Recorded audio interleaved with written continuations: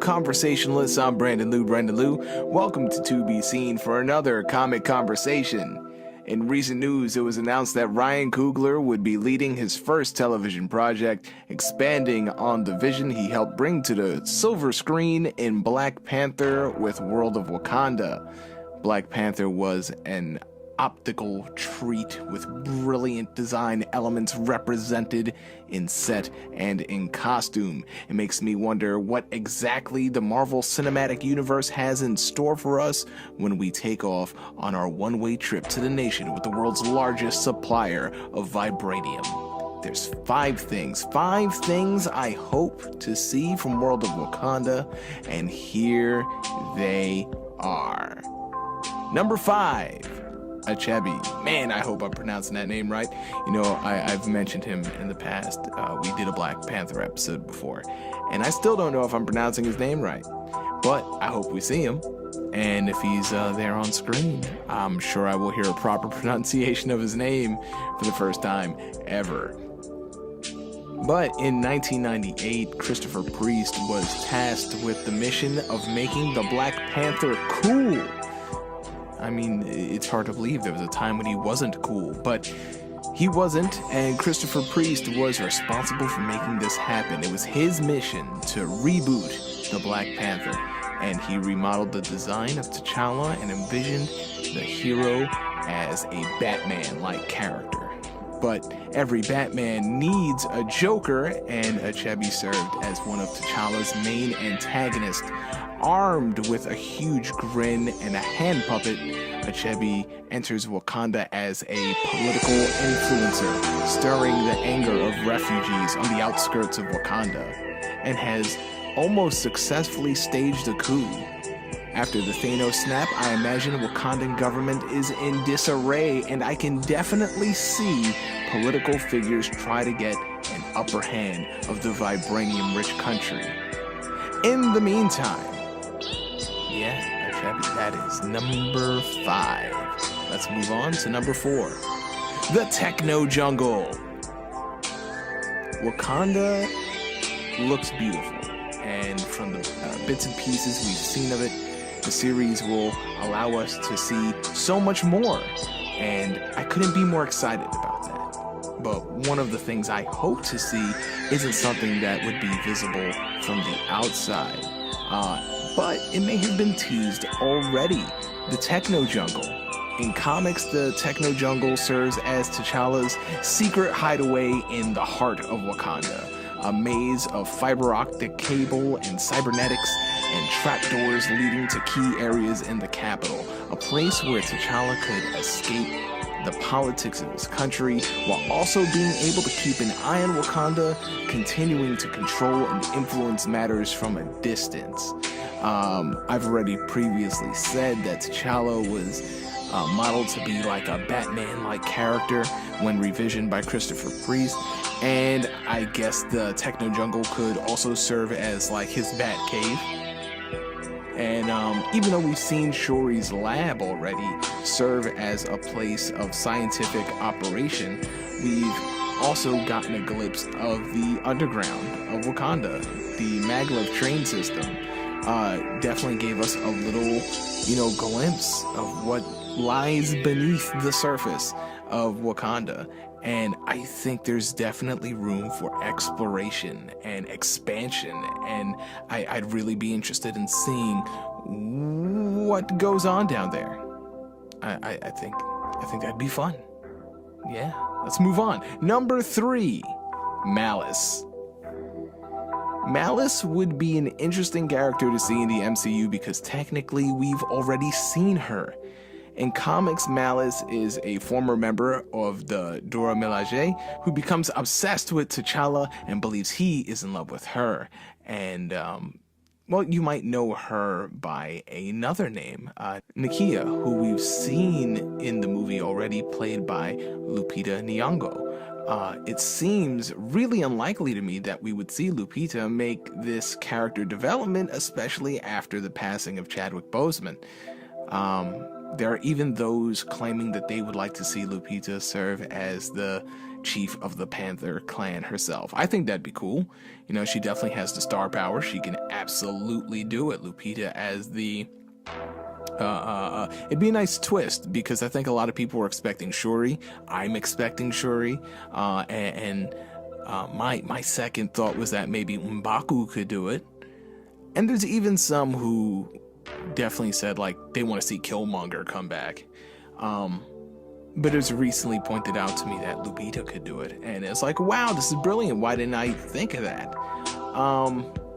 So it's hard to picture her as Malice when, she's a potential Black Panther herself. But that doesn't mean the character of Malice can't be done. After all, what we see in the MCU isn't exactly like what we see in the comic books. Especially when another character's been introduced who I think might be able to fill that role nicely.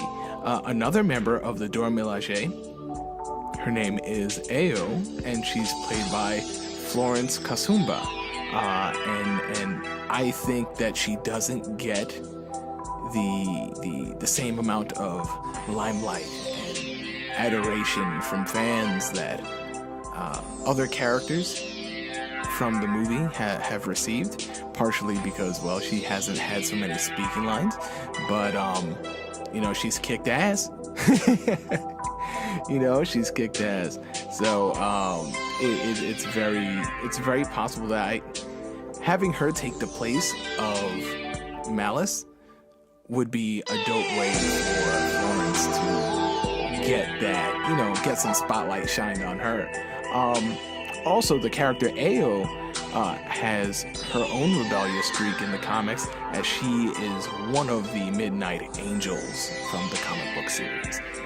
So it'd be interesting to see either her as Malice, or forming one of the Midnight Angels, or both Malice as a Midnight Angel. There, many ways this can go. But I would love to see Malice brought to the screen. It'd be cool. Number 2 is the Hatu Sarase. The Hatu Sarase are the equivalent of the secret special ops unit used for the purpose of protecting the king and protecting the throne of Wakanda. They have been compared to the CIA. They've been known to commit assassinations or be commissioned assassinations. I'm not sure how to phrase that. But they've been tasked. There you go. Tasked with assassinations, torture. Really, they'll do whatever they need to do for the sake of the king. And while they've served T'Challa's father, T'Chaka, before, T'Challa's never been too thrilled by them in the comics. Now here's some issue with seeing them on screen. They're led, at least in the comics, they were originally led by Hunter, the adoptive brother of T'Challa. And I don't see Hunter coming to screen. Hunter's also known as the White Wolf, but T'Challa in the movies has already made a reference to the White Wolf in the past, and he was referring to Bucky. So I think it's a nice wink and a nod to fans, longtime fans of the Black Panther comic. But do I actually see... Well, see, the adoptive brother of T'Challa, Hunter, is a white man. And with Chadwick Boseman no longer with us, I don't feel that it's appropriate to have like a white guy in the running for who could be the next Black Panther. I think it'd be an ill taste. I think it's culturally inappropriate. So I think it's just not something I can see being brought to screen, adapted in the way that, we already know it in comics. But that doesn't mean we can't see the Hatu Sarase, and I think we've already had a bit of that introduced. When we were introduced to Nakia in the film, she is one of Wakanda's war dogs. That is how she refers to her, herself. That has been Wakanda's kind of military, not their army, but their spies, their their operatives outside of Wakanda, the war dogs. And the war dogs could be a reference to the Hatu Sarase. So we may have already gotten a glimpse of that. They just, we haven't seen all of them. We haven't really seen them mobilized. We didn't see those familiar white suits because they wear outfits very similar to the Black Panther outfit, but they're they're white and they're stealth suits, which is weird. Yeah, you would think, stealthy, you would be wearing the color white, but but they have the ability to turn invisible if they wanted to, and I think it'd be really dope to see that look, even if they don't use that look.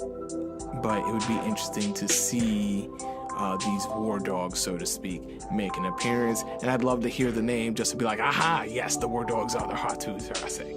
But we'll see what happens. Maybe we'll see them, maybe we won't, but it's something I'd like to see. And let's move on to number 1, the final thing I would like to see in the world of Wakanda.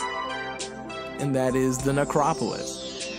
The Necropolis, it might be strange to put this in the number 1 spot, but I think it is very important to the nation of Wakanda, its connection to the dead, and Black Panther's relationship with the chiefs who've come before them is particularly unique. I mean, we get a glimpse of that connection when we see T'Challa have a conversation with his father in the last film. But a physical representation in Wakanda of Necropolis would be great.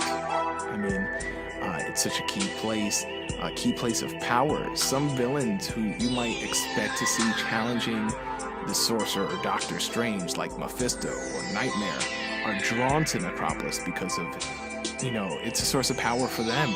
You're talking about the souls of Black Panther chiefs residing there. I don't want to say they don't pass on, but they continue to have a place where they can meet and serve as advisors on Earth.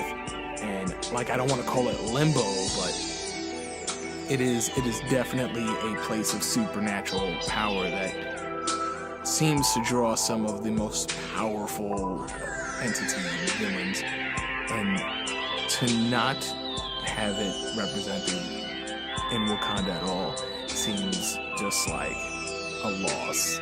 So I'm hoping that we do get to see that one day. And I know there are those, I've already mentioned Killmonger. I know there are those who would like to see him resurrected and redeemed. I am not among them. I feel that he has a fantastic legacy already. And I think bringing him back, you risk the potential of ruining the character that was already created. And he resonates so well with so many of us. And I really feel like by bringing him back, you're ruining him.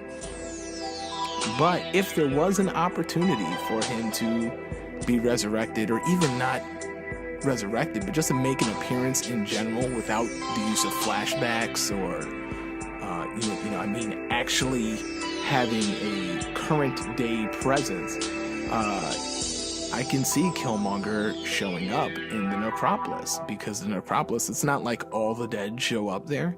It is a place where only former Black Panther chiefs can show up. It kind of reminds me of the Avatar, The Last Airbender, because, the way that the Avatar role is passed down from generation to generation, and, the Black Panthers themselves are not like resurrected former chiefs, but if the Black Panther, the current chief, whoever the future chief will end up being, if they wanted to seek counsel, they can wander into the Necropolis and speak to the chiefs of the past. And I think that's such a dope element. And since Killmonger did eat that heart-shaped herb that grants the Black Panther his power, we definitely have the opportunity to see Killmonger again. And so I think the Necropolis serves as an important place, probably the most important place in Wakanda, probably the thing I want to see the most in World of Wakanda when a TV series eventually comes to life.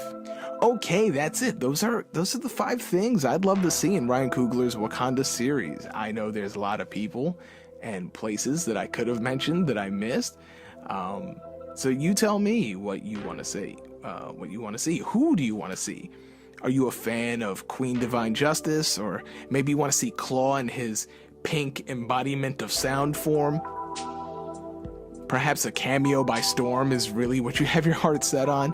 Whatever it is, let me know in the comments. And if you enjoyed this video, keep the conversation going by liking and sharing so others can join in too. If you want to reach me directly, hit me up on Instagram or Twitter at Lewis or Brandon, and subscribe to our channel for more content from me and everyone else at To Be Seen. That's it. Okay, I love you. Bye-bye.